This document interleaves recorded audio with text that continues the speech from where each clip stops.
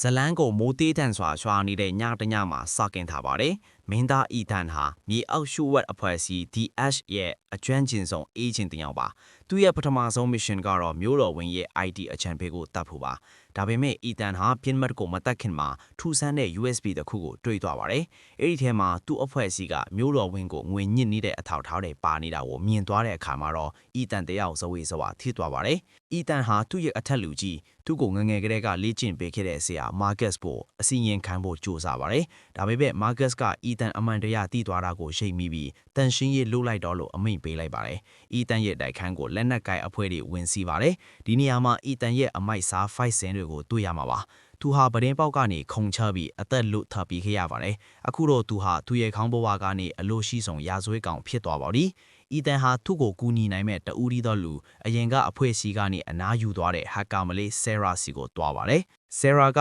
USB ထဲက data တွေကိုဖော်ထုတ်လိုက်တဲ့အခါမှာ DH အဖွဲ့အစည်းဟာရိုးရိုးအဖွဲ့အစည်းမဟုတ်ပဲအစိုးရ ACC ရှိနေတာကိုတွေ့ရပါတယ်။ဒါပေမဲ့သူ့ဖုန်းစီကိုစ